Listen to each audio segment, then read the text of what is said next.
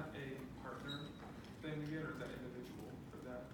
Oh, you can do that as a group. The only individual thing for class we have to tell us. Okay. You guys can do it. Audit's a team sport, so do as much as you can together. We hunt in packs.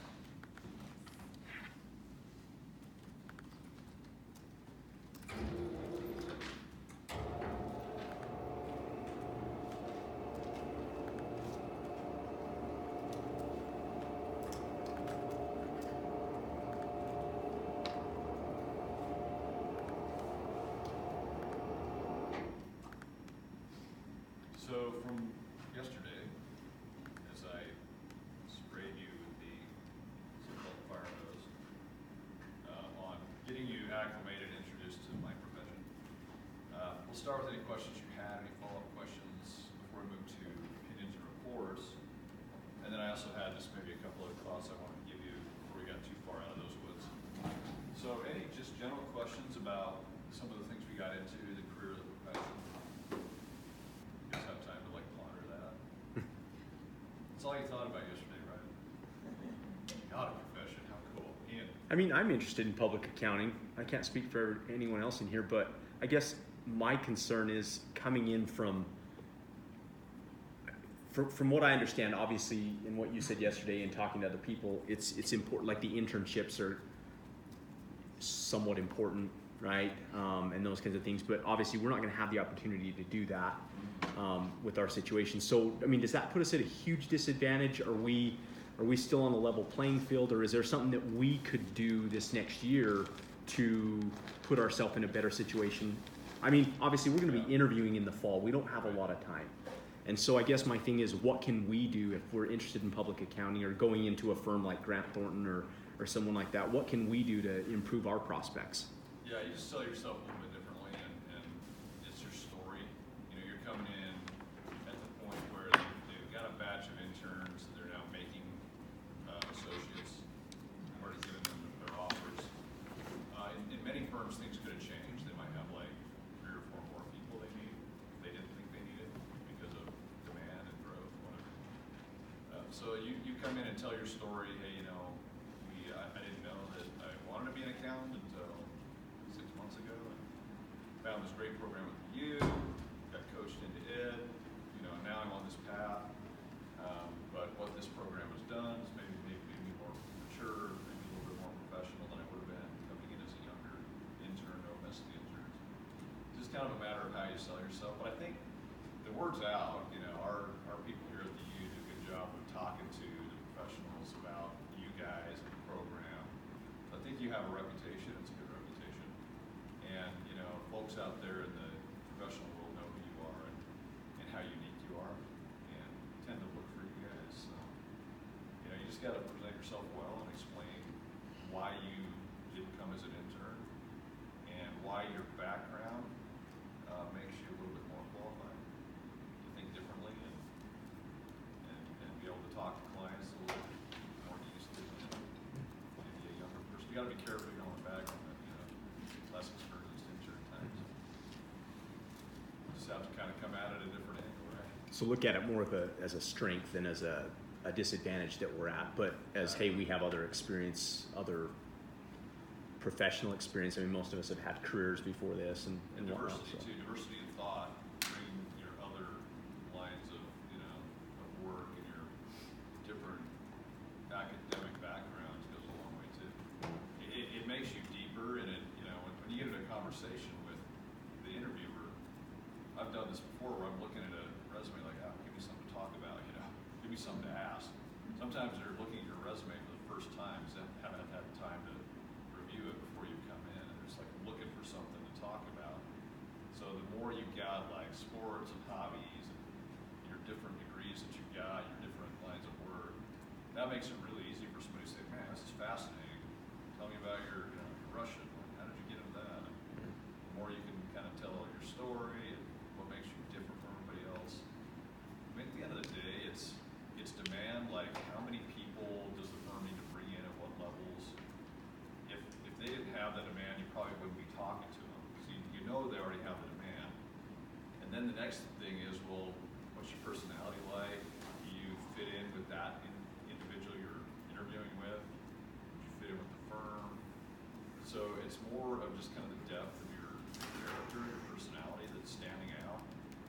Because at the end of the day, you know, you guys are all qualified, all the other people coming to the interviews are qualified. So it becomes a visualization of like, who can I work with? I like, you know, I like that Ian guy, let's hire him. He's a cool guy. It kind of comes to that, right? Because everybody has the same qualifications. It's more, who would we want to work with? Who could we see putting out in front of clients? And so you kind of have to just make that connection. If it's not there, it's not there. You like kind of walk out going, well, that was a bad interview. And, you know, you don't blame it on the firms. Like, I hate that firm. So, it's just, you know, there's just no chemistry. It happens. It's like with dating or whatever, right? It's just, man, that date sucks. We move on. That's my opinion. Okay. Thank you. So just a couple thoughts on finishing up from last time. There was one part of the slides I didn't quite get to, and that's the more the quality control part. So as CPAs, under both AICPA standards and PCOB standards, we're required to make sure that we have quality over certain areas of the business, including, you know, supervision review to make sure that all the work is adequately supervised by the right levels within the profession, making sure that everyone's adequately trained and proficient. If anybody's got problems with their backgrounds, we're checking that out before they hire the firm. So we go through the system of quality control where every year within our own firm, we kind of take a random selection of our offices and go in and check to make sure that we have our own internal controls over those kinds of things. A lot of it's in HR. HR keeps a lot of the records about trainings and, you know, education and backgrounds, but some of it's within the work papers themselves, and that includes how did we decide whether to bring a client on. Sometimes we fire clients. Ian and I were just kind of talking about this. You know, sometimes we get into a situation with a client where they're not showing a lot of integrity. They're deciding to look the other way on things, or they've hid some things from us. They're just easily, you know, it happens.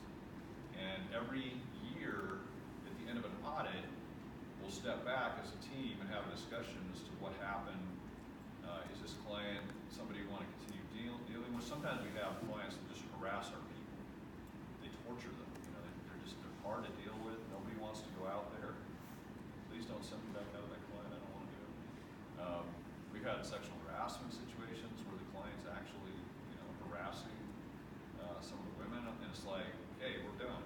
We're not going to put our people in, you know, and somebody says, well, let's just put the men out there now, you know. Why would we do that? If this is the wrong client for us, we don't want to do that. So we might actually say, we're going to actually step away from the client for these reasons, and pick up the phone and say, hey, we're going to decline to stand as your auditor. We have to document all this. So it goes into the work papers, you know, which is the record we keep on the audit. We document why we decided to walk away from a client or keep the client another year. Every year is a new year, it's a fresh start. If there's a brand new client, we go into proposal, we'll go through an entire process. You'll see this if you take my master's level audit class. We'll do this on like a role play basis, where you guys go through a proposal process. And then we go through client acceptance, where you look at the backgrounds of the management team, the board directors, and see if you want to do business with them. We do the same thing. We'll document all of this. So when people come in from our firm to review our quality control, that's what they're looking for. Do we just continue on with this client without thinking about ramifications? Do we bring on a new client without going through a very vivid background check and discussion about risks? Are we seeing people's work getting reviewed and documented without review of the work papers, right supervision and levels? All of that has to be very carefully documented, and documentation is the key in what we do. You know, I've got you doing a lot of writing in here, and there's a point in that. The way we communicate on the written page is everything, because we put these work papers away. We'll archive them electronically. We make it so that you can tell that they've never been changed. You know, they're logged away. They can't be changed. So that if anybody ever in the future said, well, let's take a look at these, something went wrong, client went bankrupt, or fraud was found later, let's see what the auditors missed, what happened, might get sued, regulators could come in, investigators. So So we have to hold those work papers together in a manner that they stand alone. And everything that we've done to reach conclusions has to be crisp and concise in there. So writing and communication becomes a big part of this. It's what helps us when we're checking ourselves out from a quality perspective, or other people are coming in for various reasons. That's why that writing and communication is so important. But I just wanted to mention that quality control part of things as well. That's an internal function, and it's required by both sets of standards, and we have to prove that we do it. So we have not only our own people come in and look, and we might get into this in some other slides, but we have, from an AICPA perspective, there's a requirement every 3 years to hire another firm and have that firm come in and critique us and review us for not only those quality control provisions, but also to make sure we're doing our audits right, following standards. So we had that last year, was our 3rd year last summer, and BKD was the firm we hired. They came in and looked at us, and some partners got written up. There was some bad stuff that they missed, and many other partners did really well. We as partners are rated on that kind of stuff. We might have to write a check back to the firm, might lose units if we slip up.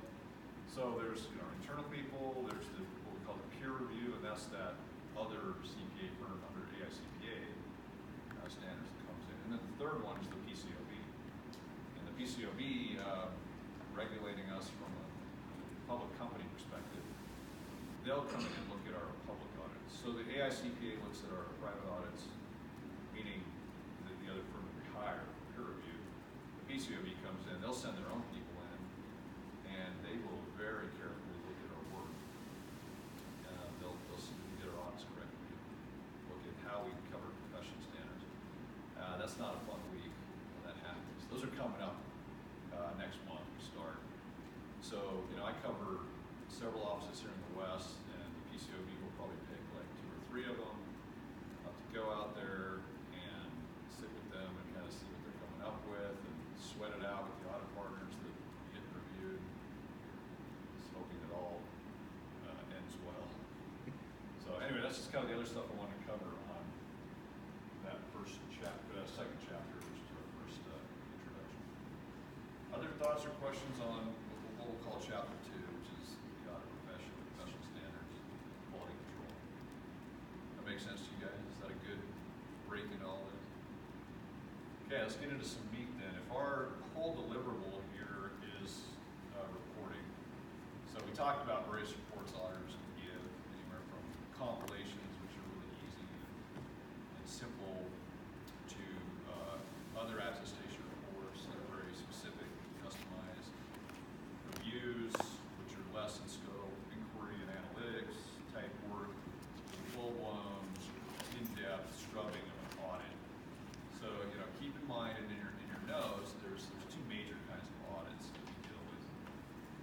I'm going to grab a pen here so I can jot some things down.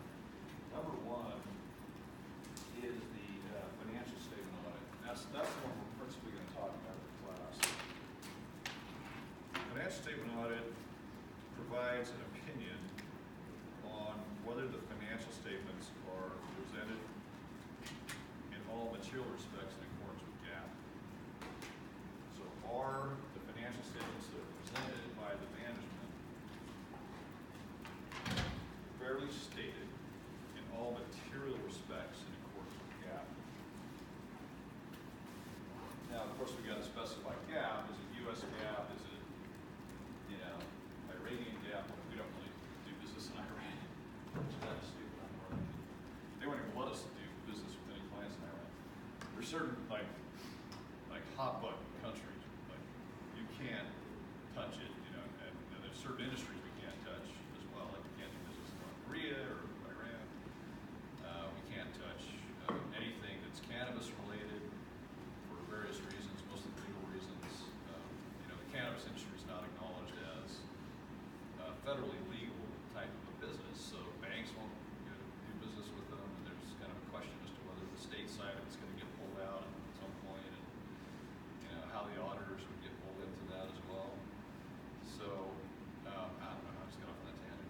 may have different kinds of GAAP, right? I think it might not be one of them. You could have like Brazilian GAAP, for instance.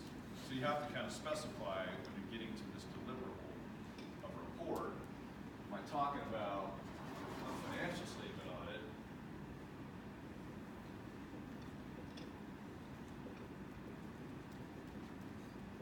Am I talking about internal control over financial reporting?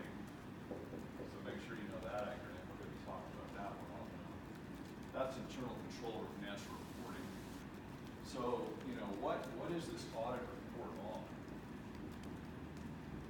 When I'm saying something's presented fairly in all material respects, I have to ask the question, which is it? Is it this? Financial statement? Is it management's assertion on internal controls? And that's the first question. The next question is under what basis? So from a basis perspective, you know, we're usually talking about GAAP here. We're usually talking about US GAAP. From an ICFR perspective, we're going to get into this concept of internal controls, the framework for controls, and that one, much like GAAP, which you guys are becoming familiar with, is has an acronym, and it's COSO. C-O-S-O. Anybody ever heard of that one before? You will. Spend some time with it. So this is the framework that's used to define and structure internal controls for organizations, for entities. So if you want to know how to do your accounting and build out your financial statements on some basis that's acceptable, GAAP, US GAAP is a good basis, right? People widely use GAAP. Same thing here. If you want to structure and build and implement and maintain your internal controls on a basis or a framework that's widespread, that people understand, COSO, or the Committee of Sponsoring Organizations, is a framework that most people use. So if you are an investor and you have shares of Disney, for instance, you may be interested to go and read their financial statements and kind of figure out, what are what's their profitability, how many revenues do they have this year, what are their assets looking like, how many theme park assets do they have, what's the value. You go to the financial statements and they could have just put up whatever they wanted in those financial statements, but we got to keep everybody in check. So we say you got to use GAAP. Everyone's got to be on an equal playing field. Reporting revenue similarly, coming up with income the same way. And then you might go to that Disney report for 10K and say, well, how do they do from a control perspective? So management would have a report in that 10K. They would say, our controls were working great. We had good controls. The controls were operating, didn't have any big issues. And they can say that because they used a framework to come up with their controls, design them, implement them, and keep them running. So the auditors then can say, all right, you've now hired me. You've engaged me to come in and provide you a report, 2 reports. One that would be an audit opinion of the financial statements, that they're fairly stated in all material respects in accordance with GAAP. And then you may or may not, as an auditor, be asked to come in and be engaged to provide an opinion on whether their controls, their assertion that controls are working and designed well, you may opine that that's fairly stated or not fairly stated as well. It's not always the case. Typically, this is a public company that's of an enormous size. So for whatever reason, the federal government determined that if you've got a market cap, meaning floated shares, at the fair value, if those equal more than $75 million in value, then you kind of trip this requirement. You have to have an auditor come in and give you an opinion on your controls as well. I don't know why that's a threshold, but that's the law. other banks, maybe FDIC banks, that's the federal government as well, but issue banks are required to have an audit opinion on internal controls. Most other companies, they're not required, they don't want it, kind of a big headache, so they don't ask for it. So when we're talking about audit opinions in this class, we're largely talking about this. This is kind of the mothership of what we do. But we might also be talking about giving a discrete report on the internal controls. Well, obviously, there's implications for both. For instance, I really can't give this opinion without spending a lot of time with controls. We saw yesterday that part of our professional standards require us to have a good understanding of internal controls. That's a pre-qualification for us coming in and doing what we do. So it's a given that if I'm going to work on providing an audit of financial statements, I'm going to spend an inordinate amount of time learning the controls of a company, understanding them, synthesizing them, determining what that means for me to be able to provide that opinion. Because that opinion says those financial statements are fairly presented. They're only going to be fairly presented if they do the accounting right, they've got some good controls to prove they've done the accounting right, there's no fraud, it's material, they got the disclosures and all of the financial statements billed appropriately. That doesn't happen by happenstance, right? That's a very contrived, concerted methodology that a company goes through. They hire some very good people, some very smart people, put in some robust systems and processes, and they lay some really good controls around that to say, here, auditors, here's what we've done, here's the product of all our hard work. These are the financial statements, here's all the underlying journals and ledgers that support the detail of those financial statements. Here's all the supporting source documentation. If you want some evidence, we've got all the evidence you could ever want. Here's the controls that are working, those reconciliations you saw in SUA, proving that what's in the bank matches to some degree what's in our books. All of that has to hold together for us to be able to come in and say, yeah, this company's got some financial statements and they're supported by solid evidence that the financial statements are in accordance with GAAP. All right, so we can't avoid controls over here. So don't make that mistake. However, if we're also asked to give an opinion on internal controls, we're going to do a very discrete audit to find evidence related to the controls working or not working. And we're going to be able to get enough information to apply to that degree. So we'll get into that. So two audits that are highly interrelated. So if I'm asked to do an audit on both this and this, those are integrated. In other words, you can't have a different auditor doing this than that. It's got to be the same auditor, which makes sense. So we're spending so much time learning controls for the financial statement audit, and then you're asked to get an audit on internal controls. You might as well leverage all of that between the two audits. In other words, if I can come up with an opinion here saying you got good controls, I can then take that over here and say, because you have good controls, I can design my audit over here more effectively.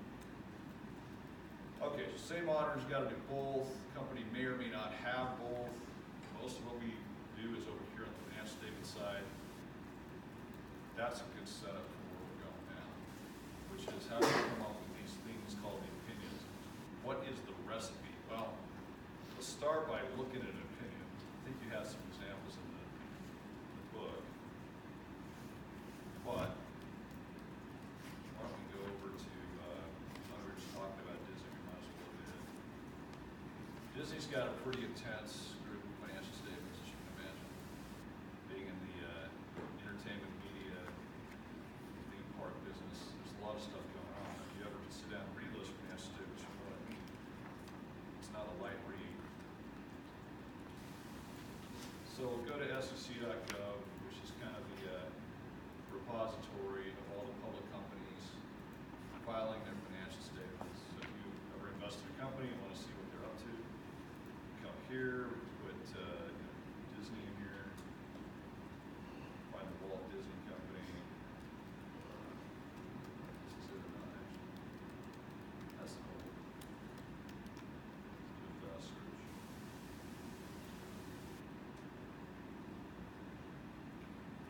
right, so some different forms here that are of note. A lot of this is just people trading stock that are executives. They have to report what they're trading.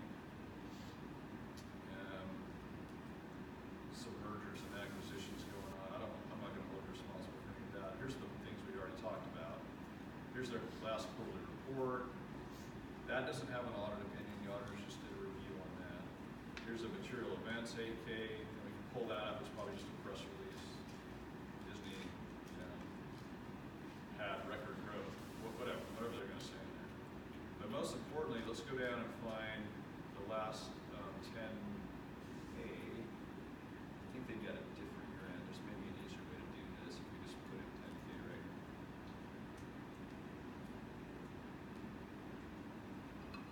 So they filed their last 10K in November of 2017. So they probably have like a September cutoff. Like their year end is September. So if we go to the 10K itself, 10K is a large document, has information about the company, risks, officers. The financial statements are usually down here about 2/3 of the way down. We can see that here's the Price Waterhouse opinion on it. This is the financial statement. Audit opinion looks like. Actually, it's both. Okay, yeah, this is a combined audit opinion. And firms go up in different ways to communicate this opinion. But here we have Price Waterhouse out of Los Angeles, California, completing their audit on November 22nd, 2017. That's when everything was in. All of the evidence was gathered, all conclusions were made, sufficient for them to say, on November 22nd, we conclude that your financial statements are fairly presented, your internal controls are working appropriately. So there's certain elements of this opinion that mirror what we have right here, which is required by both PCOB and the AICPA. And that is you have a title. An AICPA report would say Independent Certified Public Accountants is the title. A report of Independent Certified Public Accountants. The public companies for PCOB would include the word registered. So we say registered certified public accountants. And the reason I bring that up in number 1, if you put in your notes, PCOB report include, when I bring stuff out like this, just part of that down. It's good test material. The reason you have the word register in your title for a PCOB report is because you have to, as a CPA, be registered with the PCOB to be able to do your audits. They don't just take anybody off the street. They do a very thorough and vivid background check on your firm, on your partners, to make sure that you're qualified to do these kind of reports. The audit report address is to, typically shareholders, board of directors. Let's see what Disney said. Price Waterhouse. Board of directors, just like I said, board of directors and shareholders of the Walt Disney Company. That's the address line right there. So that's who the reports to. It's not to management, not to the employees, not to the SEC. Okay, the users of the financial statement are represented by the board of directors and shareholders. There's other parties as well, but the intended users of this report are those parties. Introductory paragraph gets into like what we did. We've audited. Now this can be mixed around. Our reports are, we start with the opinion and kind of move backward. Others go verbatim like what you see here. There's no requirement to have it in this order. But somewhere in all of PwC's opinion, there'd be, we have audited. This is what we've audited. We've audited these periods. We've audited these statements. So the balance sheet, income statement, statement of shareholders' equity, statement of cash flows, and all the related notes. That's what we did. We did it, and then we go to auditor's responsibility. We did it in accordance with GAAS, United States of America, principles that have been promulgated by the PCOB, basically, for a public company. And here's what PwC says about that. Right here, we conducted our audits. I don't know if you can see conducted our audits in accordance with the standards of the Public Company Accounting Oversight, PCOB. Now, if this is a private company, it would just say audit standards generally accepted in the United States, which refers to gas, right? AICPA. So there's a little bit of a difference between when you're dealing with a private company and a public company. All right, so you bring out, what were the reports that you covered? What was the period you covered? What standards did you use to conduct your audit? On what basis of accounting back to management's responsibility? What was their basis of accounting? That was US GAAP. That's how they created those financial statements, basically. And then you get to the opinion, which PwC, we do the same thing. That's the first thing. It's the most important thing, right? The punchline comes first. They say, in our opinion, right up front, the accompanying consolidated balance sheets related to consolidated statements of income, comprehensive income, cash flow, shareholders' equity, present fairly in all material respects. Materiality is a key word we're going to use over and over again. We're not responsible as auditors to find everything, right? Every nook and cranny, every little penny that rolls under the couch, we're not responsible for that. It has to be material. Material to who? Material to me, like my checking account, or firm? What are we talking about here? Who is materiality relative to? To whom is materiality relative? Yes, Rissa. Yeah. Yeah, those guys, right? Ordinary shareholders. The users of the financial statements are the relevant parties when we talk about materiality. We'll say that again because it's important. You should write that down. Materiality applies to the users. In other words, if it would affect or impact the way they think and what they do, then it's material. It's kind of a tall order, right? I mean, that's a judgment call. It's subjective. So we, as auditors, got to figure that out right up front. What would be material to them? We don't know. We don't read their minds, right? But we can see the communication that's going on between the company and the investors in their 8Ks. We can see how the analysts are reacting. What are the analysts writing about this company? What are they focusing on? Usually it's like income before taxes. That's to be where they focus a lot of their time and attention. So, okay, well, what percentage of income before taxes would then be important? Okay, well, that's where the judgment call comes in. So when I say, well, anything was like wrong or fraudulent, more than 5% of earnings before taxes, that could affect what they're doing. We don't know, but we try, right, and come up with this to say, well, that would be material. So maybe for Disney, we might have like a $20 million number that says anything over this, anything over $20 million, I'm just guessing, I don't know. That would be material. So that's what that means when we talk about materiality. That's why they've come up with this concept of, in all material respects. You can't hold the auditor accountable for everything. You couldn't even finish an audit, right? You'd have to look at everything 3 times. Yeah. When saying materiality, do you discuss it with the company or is it like industry? Great point. It's a secret. I'm not even kidding, right? It's like we come up with it and then we don't disclose it to them. But they kind of know what we're doing. Most people in the company have been auditors. It's not a real big secret. So we have to add the element of surprise sometimes. We've got to show this in our work. Like, well, we decided we surprised them and changed materiality a little bit this year. So we usually use 5%, we're going to use 4%. We're going to like these 6 locations, but now we're going to go to these 8 locations and look at their stuff. So we have to put that surprise in as well. But yeah, they don't necessarily know what we do, but they have a pretty good idea. And the companies will usually have their own interpretation of materiality. So sometimes they'll come to us and go, hey, that's not material. Okay, well, tell me why you don't think that's material. Then they kind of go through their iteration of why they don't think it's material. We compare it to what we have and say, oh, yeah, okay, that's right. We agree. I'm not going to tell you why we agree because it's a secret. But okay, not material. Great point. Tell me your name again. There we go. Thank you. Okay.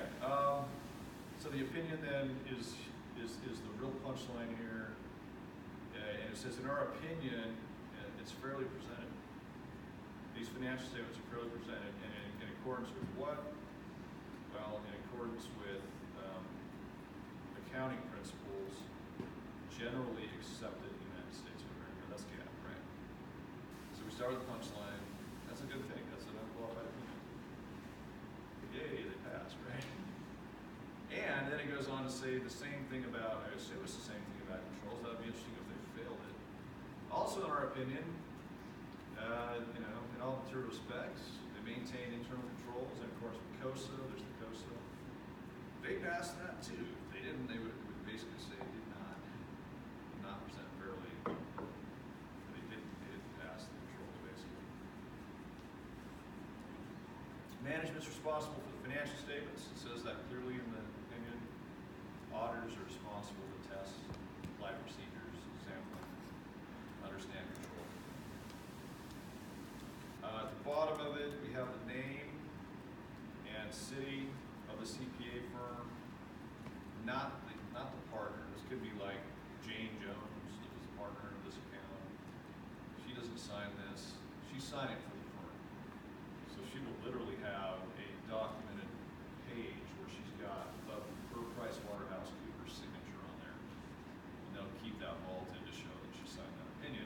That little S out in front means this is digitally, it's pretty stupid, but it means we now electronically sign this to submit it for filing with the SEC.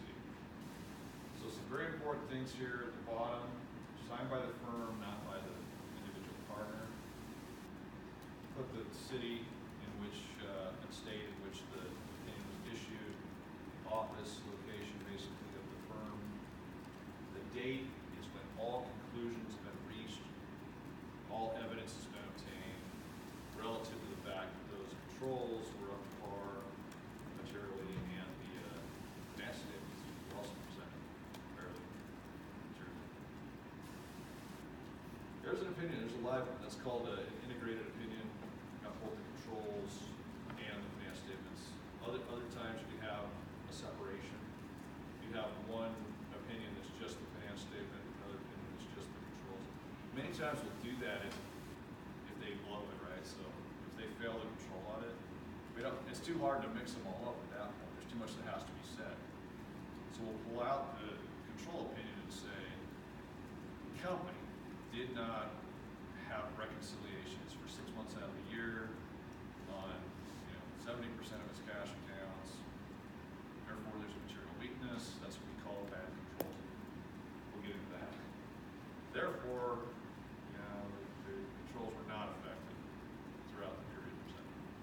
So we'd have to have all of that down in a different opinion to make it clear that they didn't pass this one, but then the financial statement, it could probably pass. Because even though the controls were off, maybe the recs were off, and cash was wrong, but they, like we were talking about yesterday, they could just go in and fix cash. And these are right, and they get a clean opinion, but they would fail that. But you can't go back.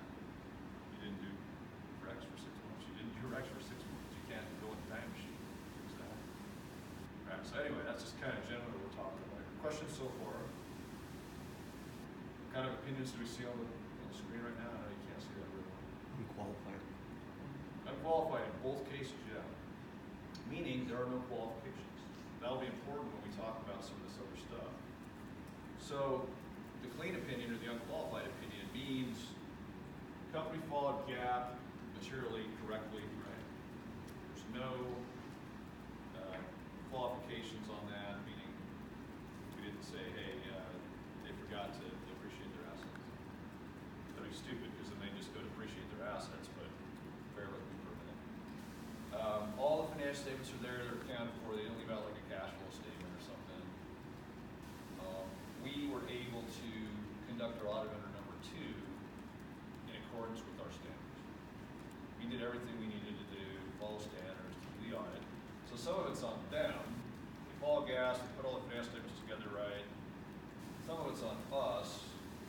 We follow generally accepted auditing standards. We did everything we're supposed to do diligently.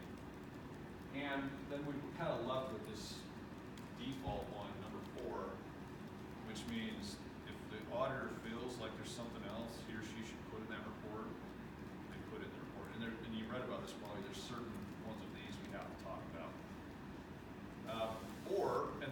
explanatory paragraph, and that's just kind of where we say, hey, this company's hemorrhaging, right? Could be a company that's having some financial difficulties. So under number 4, the first part of the explanatory paragraph, we either may feel like we want to do this or would be required to put a paragraph in there that says the company is having declines in sales year over year, it's having cash flow problems, they're unable to make their payments on their debt due to these factors and others noted in this footnote in the financial statements. There is substantial doubt about the company's ability to continue as a going concern. Well, I mean, in layman's terms, we're saying this company may be dead. Almost. I mean, we're saying that.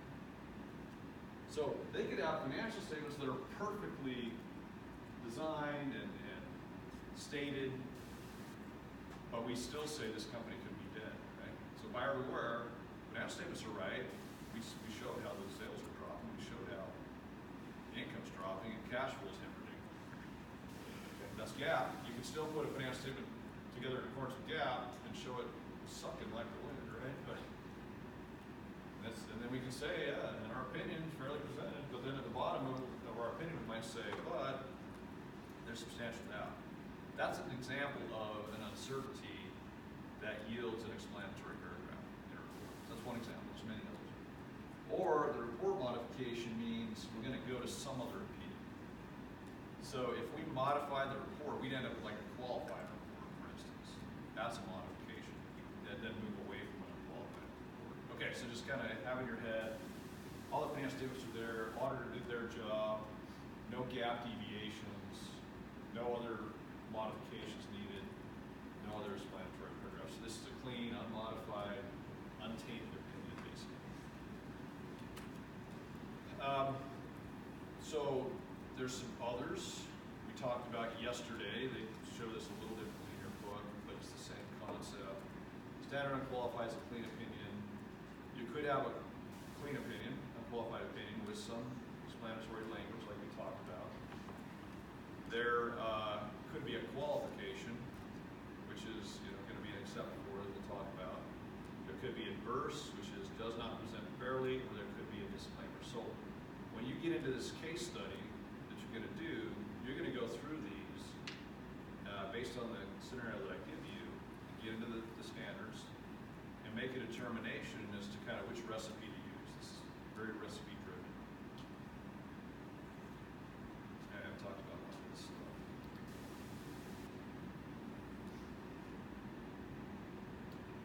All right, so there's certain reasons to move away from an unqualified opinion. And, well, sorry, let me rephrase that. There's certain reasons why in the unqualified opinion you'd want to say more. That's really what this is. There could be under number 1 a change. So the FASB, as you're learning with the teeth, changed their mind, right? They change things, and they've done a lot of that lately with leases and revenue in particular. So it's been common for us now in the last several years that every year there's like a new accounting principle FASB has come out with, and you're required to change. So that's nobody's fault, and that's not even a bad thing. But the auditor many times is required to say in the opinion, hey reader, be advised, there's a change. They used to account for it this way, and they're accounting for it this way, and that's okay because that's what the FASB came up with. So it could be a justified change in accounting principle that just needs to be noted in the opinion to point the reader to the fact that they go to this footnote in the disclosures and read about how and why the company changed its accounting for revenue, for instance. So that's not a bad thing. That's quite common. And it's just kind of pointing something out to the reader. Number 2 can be construed as a bad thing.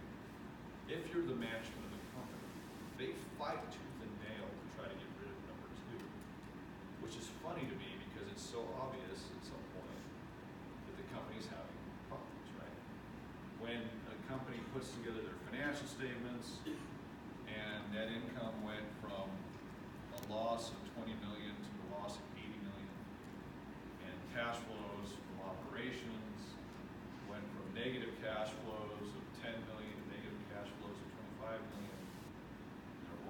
capital's negative, and they're behind on their bank payments, I don't have to really tell anybody that the company's having issues, right? Somebody could look at a balance sheet, income statement, cash flow statement, and make that determination for themselves. But GAAP requires the company to go through a going concern analysis and come up with a footnote to say, we have some issues. We're working on those issues. But we got some negative cash flow, and we have losses recurring and growing, and everything that I just mentioned. The auditor's then required to come back in behind the company, look at that footnote and say, yeah, that's right. Did an audit, and that everything they said is true. They're not misleading, nothing more they should put in that footnote. And then the auditor's required in certain circumstances to say, in the opinion, there's substantial doubt about this company's ability to continue as a going concern. So it's ironic to me that a company, after showing their financial statements the way they do, they take offense to us having to put that, and we have to, professional requirement, having to put that in the opinion. So we kind of go round and round and try to find ways to get out of it. Seemingly, the deeper they are in hot water, the harder it is for them to pull out of that. Okay, so 3 is similar to number 1. No, 3 is not. 3 is one that I never see. 3 is a unicorn, okay? This is where the company says, hey, we think we should be able to put our property, plant, equipment at fair value. We have a good reason for that. And you say, well, that's not GAAP. And they talk you into it. And suddenly you believe it's GAAP. That's why it's a unicorn. It never happens. So the auditor then says, the company determined that it would hold its property, plant, equipment at fair value, and we agree. I don't know what CPA would do that because that's just dead wrong. But they made an allowance for it.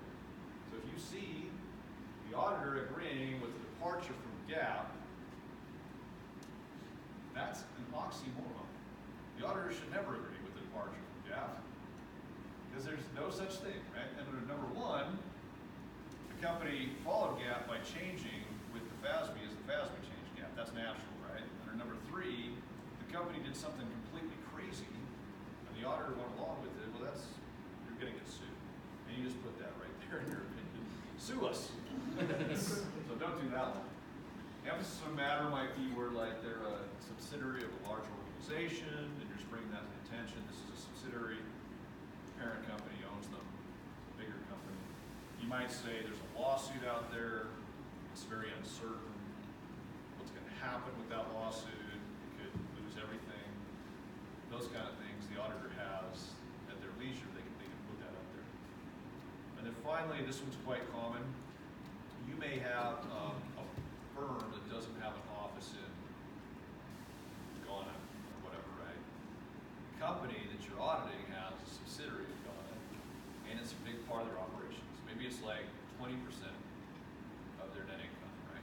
Down there in Ghana. And so your firm, maybe they don't want to send people to Ghana, so they go and find another firm in Ghana, Ghana LLC, CPAs, whatever.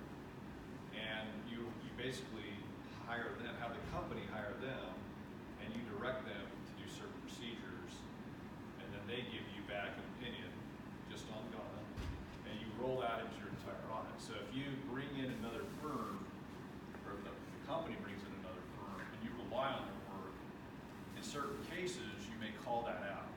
So you might say, you might take responsibility for their work because you directed them and pulled their work into your work, and you don't have to say anything.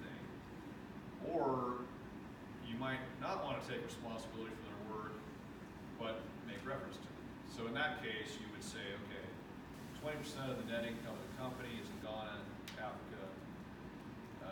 Other auditors audited that subsidiary. You don't name them, but you just say other auditors did that. And then you say, in our opinion, in the opinion of the other auditors, present it fairly. So sometimes you kind of combine a mix of auditors that have done the audit together. Okay, so sometimes things happen, and we'll kind of jot some of this stuff down. You could either have departure that a good thing? No. No, not in our world, right? That's bad. Go tell a thief you want to depart from gas. He does. He'll freak out in your papers. And I'm going to depart from gas. Beside the point, right? We want to make sure we stay with gas. So that's one of the things that could happen. If that happens, the auditor cannot give an unqualified opinion. So let's kind of start here. Unqualified means everything's perfect. Well, not perfect, materially perfect. And there could be, some of these explanatory paragraphs, modified wording, meaning other auditors, for instance. And then, if we're going to get away from an unqualified opinion, it's usually because the client didn't want to follow GAAP, they didn't want to fix it, which is why we never see these reports. And that's what this is. So if there's a departure from GAAP, you have the option, well, it's a judgment call, right? So you have the judgment to determine whether this becomes a qualified opinion or this becomes an adverse opinion. All right, so two things that might happen when you're moving away from an unqualified point and unqualified opinion. Because of a GAAP departure, you make a judgment call. Is it, I'm going to move away from the slides for now because I'm on a roll here. I do this better without slides, actually. If that's okay with you guys. I think you'll like this better. Slides are slowing me down. You guys are way too fast for this. So, I go here and I say, look, the client, they didn't want to hold their property, plant, and equipment at carrying cost, right? They wanted to go to fair value. That's wrong. Usually, you talk the client into fixing it, right? You get your point, we be tactful. GAAP says this, we probably shouldn't do that. Hey, let's go lunch, let's go golfing and talk about it. You want to be tactful and help them out, but if they don't want to do that, then you can either go qualified or reversal. Let's talk about why you go one or the other. Qualified would mean it's centered around one thing. It's just one thing that's happening. And you can kind of put a fence around it, right? So it's just the property, plant, and equipment. So if it's not, this has to do with materiality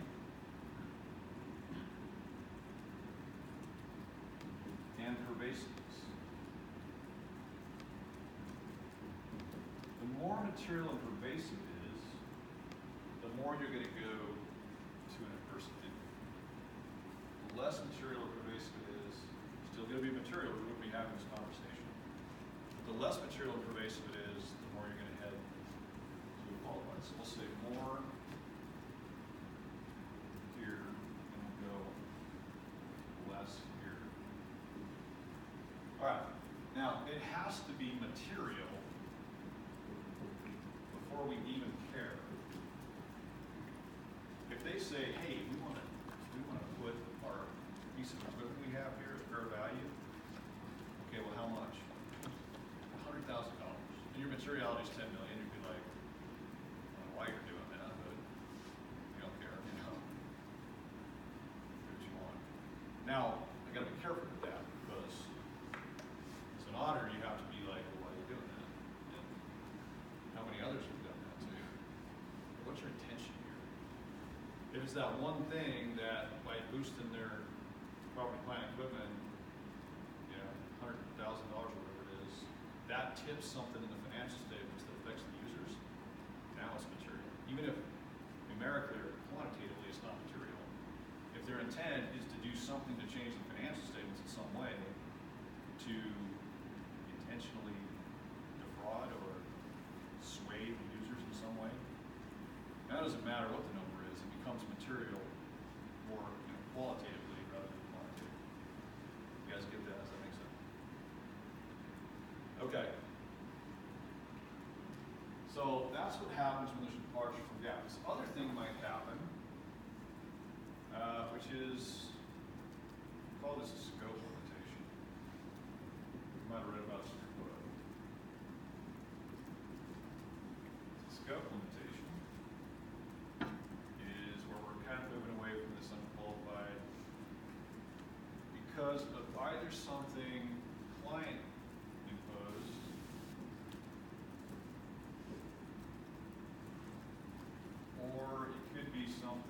a circumstance imposed.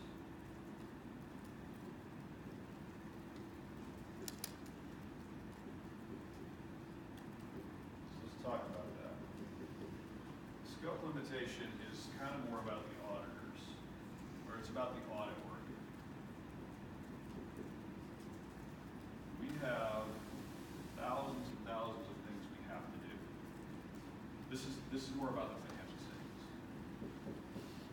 What management presents. This is more about our work. So we got these thousands and thousands of things we have to do to conduct an audit, conclude an audit. All these judgment calls, all this evidence we got to gather. Has a lot to do with that evidence, right? So if the client says, hey, you can't look at that. You go to the client and say, I'd like the minutes for the last 12 months. And no, we don't want you to see it. Well, all of a sudden, the audit alarms start going off, right? I want to see what's in the minutes, what's in the minutes. Why don't you want me to see what's going on here? They have to give them to you. I mean, you have an engagement letter, and you have professional standards that say you got to look at the minutes, because in the minutes may be all sorts of juicy stuff about what's going on that affect the financial statements. But if they say no, let's just put that as an example. No minutes for you. So if they say no minutes, that's the client telling you you can't see something. And so now you're kind of down this path. Can't give it unqualified. It has nothing to do with GAAP.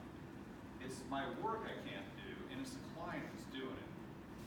If you're going down this road, I'm going to disclaim. The reason for that, spell that right, I think it is. The reason we're going to disclaim the opinion is because we don't trust the client anymore, right? I'm kind of mad at the client. What's the matter with you? I'm your auditor, right? I hold everything confidentially. I use it to determine whether, these financial statements have been stated materially. That's my only reason for what I'm doing. Whatever's in the minutes may impact the financial statements. If you can't give these to me, I can't complete my audit. So I have to say, we were engaged to do an audit, but did not audit, could not audit, basically. So we just kind of go straight to this thing that's a whole bunch of nothing. It's just a whole bunch of hot air.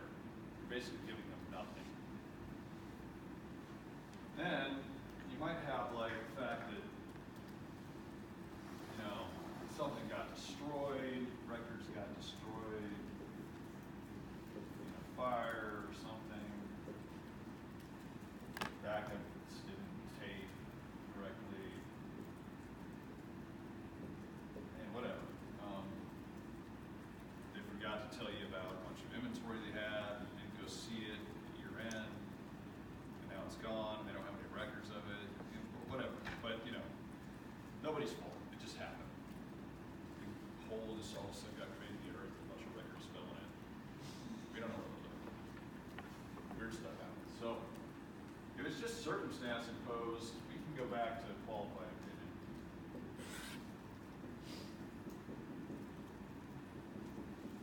So it looks something like this at this point. If they say, we're not going to follow GAAP, and it's centered around one thing, it's not pervasive, not highly material, we can say, except for this one thing they didn't want to do under GAAP, everything else is fairly presented in accordance with GAAP. So we can do that. We got that option. I don't know why they want that report. Stranger things happen. Or if it's like this thing that's huge, or there's like so many things they didn't do right, it's all over the place, just peppers up the financial statements. They don't put in certain of the balance sheet, income statement, cash flow statement, whatever. And you think that all those things together, or that one thing individually, is so bad that people can't rely on that financial statement at all. You're going to say, this financial statement does not present fairly in accordance with GAAP. So this is all judgment, right? The auditor, you got to do this in your paper. You got to come in and say, well, what is this? It's a GAAP deviation. Is it something GAAP requires? How bad is it? Is it something we're supposed to do in our audit couldn't do? Is it them? Does some weird stuff? So then we come down here and we say, well, because the client wouldn't let us see it, we're just going to say could not audit. We don't give an opinion. Or nobody's fault, we just couldn't see the inventory, no records. You know, say, except for the stuff we couldn't see, the inventory that they valued at, $3 million. We couldn't provide or perform audit procedures around that. No other procedures we could think of to do. So, except for that piece of the financial statements, we were able to audit everything else, and everything else presented fairly in accordance with GAAP. You guys with me so far? Last thing that I'll mention is this one sucks for you, independence. So you find out that you are not independent of the client, and at which point you only have one choice. You cannot audit. Now you're in big trouble if this happens. You get to the end of an audit and you say, oh, shoot, I'm the partner and I held your stock the entire audit, and you want an opinion tomorrow. So, sorry, we can't, I can give you a disclaimer. This never happens, right? Because the firm fires that partner, brings in a new partner, works day and night to go back over everything that partner did, redo it, and get that client an opinion before you get your butt suited off, right? So this almost never happens. This almost never happens, and this almost never happens. I'll put stars like this. Like, these are rare.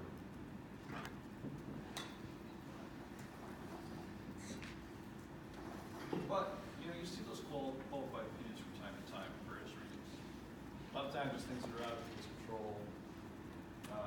The departure from GAAP's somewhat rare as well, but in governments and small companies, there have been times in my history where a client has said, it's too onerous for us to apply that standard. The VIE standard, I don't know if you guys have covered that at all, but there's a standard that says, if you've got a lot of dealings with another company, there's a lot of risk you're sharing between those companies, you should consolidate, put that company with your company in your financial statements. So, clients are going out and creating LLCs, putting assets in the LLC, buildings, renting those buildings in their operation. And GAAP said, you do the same thing, just put them together, that's your building, right? So, but a client would kind of say, we don't want to do that. The bank doesn't care. We're just doing this for a bank, they don't care. So at times we say, all right, we'll give you a qualification, other than the fact that they should have put this building in the financial statements. Current value of the building is this. Everything else is fine. It's weird because now the bank has the information about the building and the opinion. They should have just put it in. But we might do that like one time, just depending on the situation. Say, all right, we'll do this, and then we'll walk, and you can find some other auditors. Because we don't like giving anything but an unqualified opinion, unless it's circumstance. Right? If it's out of everyone's control, then it is what it is. But if it's something that they could have changed in the financial statements, or they could have given us the documentation, or we could have kept our independence, that's just stupid, right? That's nonsense. So there's very few times you'll see these. For some reason in governmental audits, they happen all the time. I don't know why that is. I don't do enough of them to know. All right, what are your questions? We have time for questions, and I'll show you the case study. Yeah, Matt. The independence issue for, you could get into an audit and have a staff accountant suddenly figure out that they're related with a second cousin somewhere. Yeah, which isn't a big deal. Like a second cousin isn't a big deal, but if it was like a sister or a mom, But how do you, some of those are obvious, but how do you go on that? It's become more difficult recently. Yeah, so we're going to have a great discussion on that tomorrow, and I'm not going to push it off. I'm going to talk about that right now because I want to answer your question, but I want you to know there's a nice treasure trove tomorrow for that. It happens. We'll be going along in an audit, and all of a sudden somebody will say, I just got offered a job by the controller. The controller came in here last night. I was working alone, and she said, hey, we like you a lot. You do good work. We can tell by the questions you're asking that you're smart. We got this assistant controller position open, and we've earmarked you for the job. It's yours if independence is smoked like that. And clients should know better, right? They don't for some reason. They just see a good person that they want to, you know, they can handpick them, they think, and they try that. So the, you know, I say that's the senior auditor. Senior auditor calls me up. This just happened. I get those calls. Somebody just made a pass at me. What do I do? I just got asked on a date because we can't have that either. That's part of our independence. And our people are dating their people. It doesn't work. So I get those calls and okay, here's what you're gonna do. Pack up your stuff. Return all your files to the manager.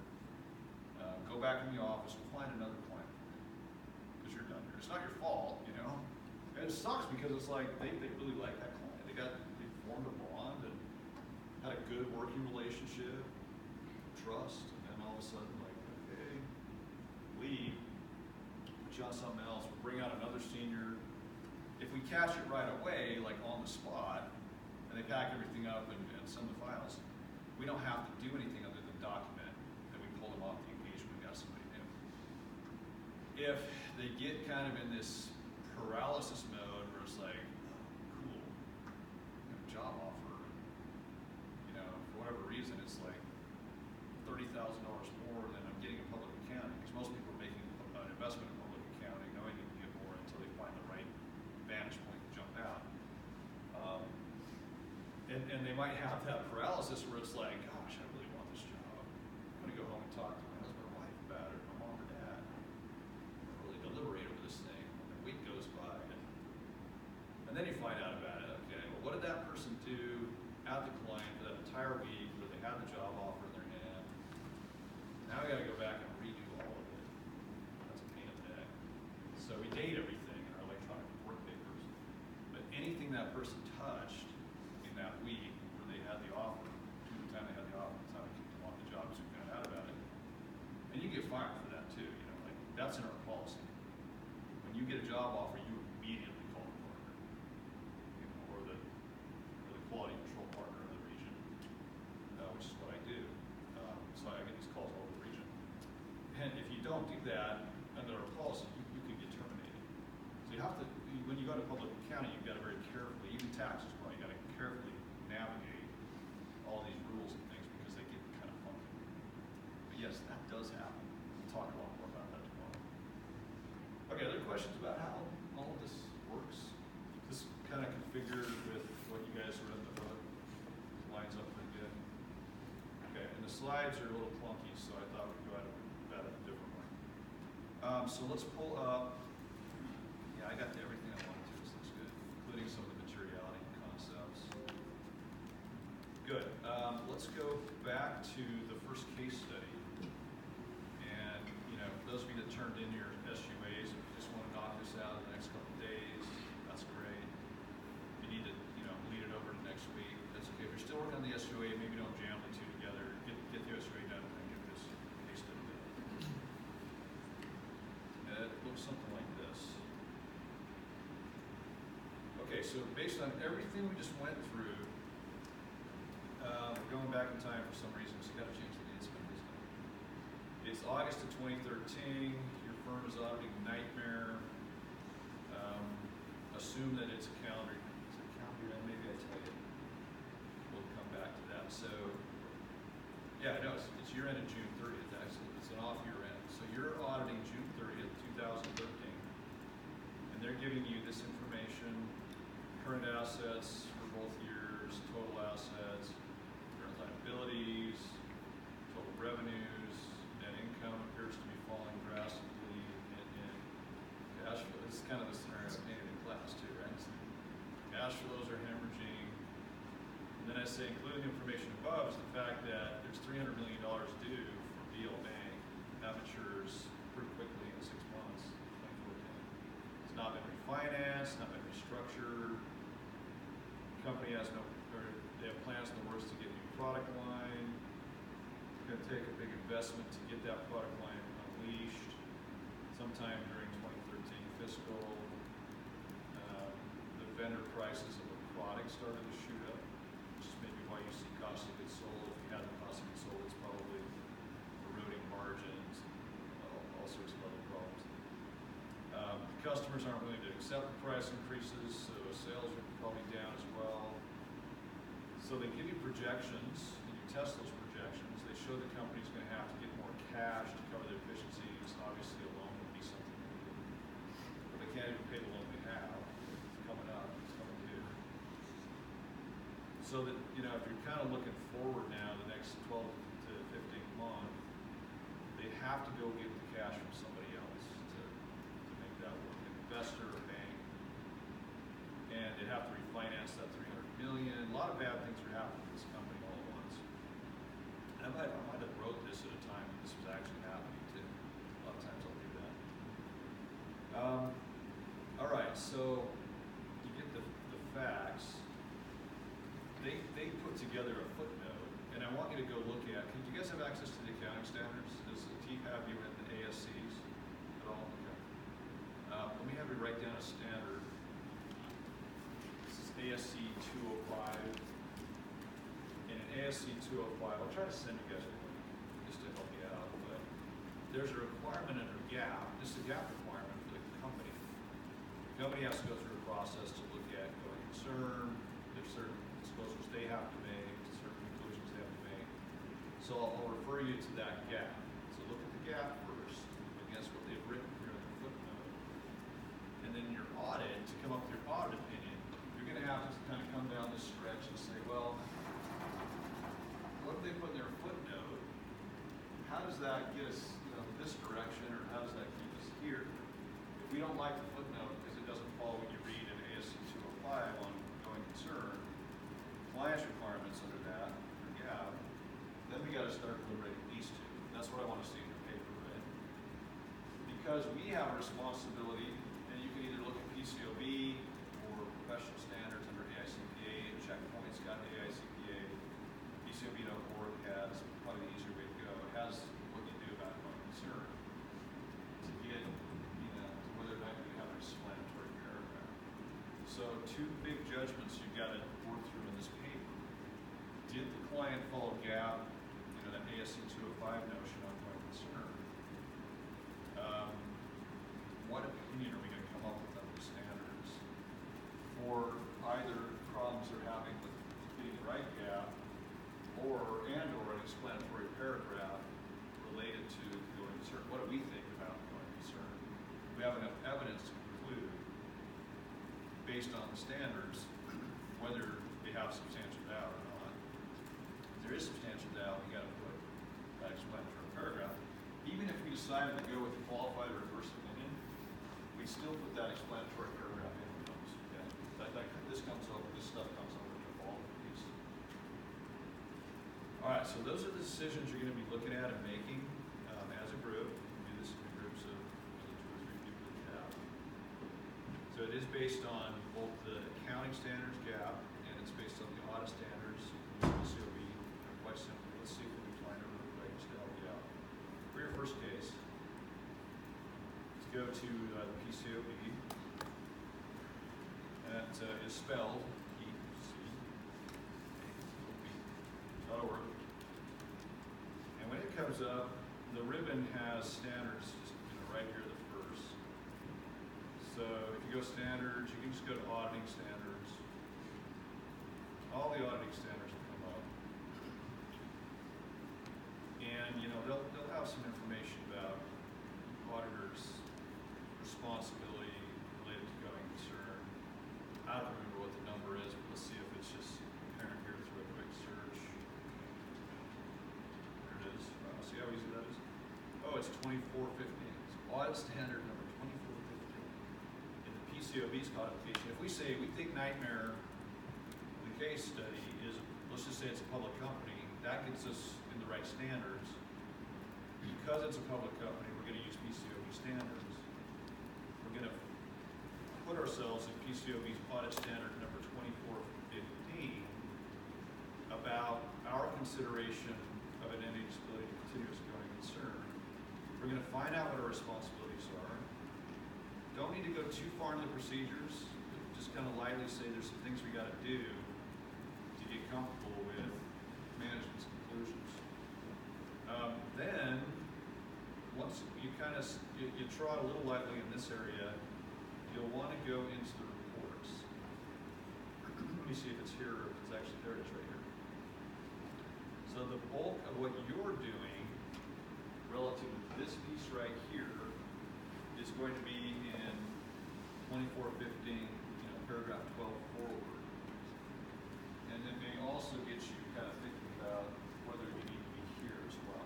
So again, I want to be clear, if you go down this path and say, I'm going to qualify or looking at verse because something's wrong with what they've done from a gap perspective, once you look at 205, AC 205, you still have to consider this. So if you end up with a qualified opinion, you still have to determine whether you're required to put an explanatory paragraph regarding substantial value. You kind of know more what I'm saying as you read through this material. So in this case, your case study materials are, PCOB.org, AS 2415, and ASC 205 regarding criminal concern. You might be able to Google and find that ASC pretty easily.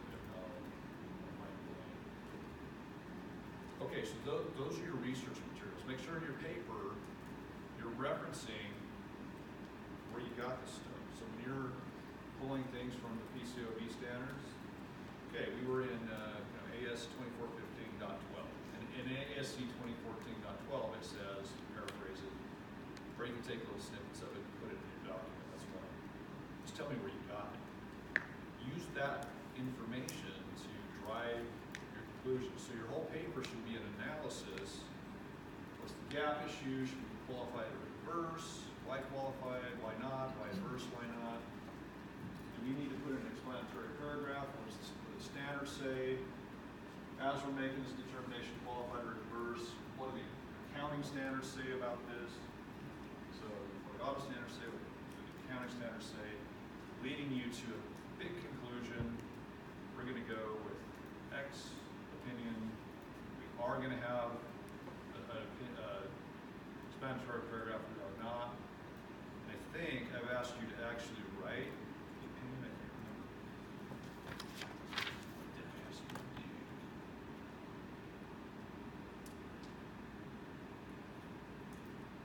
Find the issue, analyze, discuss, and argue the options for audit reporting. Use professional standards to support your arguments and conclusions. Create your audit opinion. So you'll have an exhibit, very last page of your write-up of this week. You wrote up the opinion. So you may need to go back to your book for that, for examples. Depending on which opinion you find, craft it based on some things we talked about today, the book shows you to do. This will give you kind of a good experiment to start playing with the standards, start thinking about some of the subject matter we've talked about in class, get you some more interaction with your group member or members. Everybody have two, or who has three? We got one group of three? You guys match up that well. Everyone's got two. That's good. Buddy system. Perfect. Questions about opinions, reports, the case study, life in general? How was your training yesterday? Oh my gosh, it was brutal. You can kind of hear my voice down there. It was just like 6 hours of having these slides that were kind of printed out. They only got today. Subject I didn't like. I like teaching audit. Some of the accounting stuff is just too dense. I don't like teaching numbers, parts of things as well. But I will if I have to. So it's part 2 today, but it's only for maybe 4 hours. Yeah. So it may not look as worn down tomorrow when I go. Rest of relaxation. So I was looking at this, like I had a night class last night, then I came over with the slides for another hour to get ready for today. Thank you for asking. All right, guys, I think we're at our mark. What you got going on today? Full schedule. 2 more classes. Full schedule, financial accounting, right? And then And a test. tax. Is that Black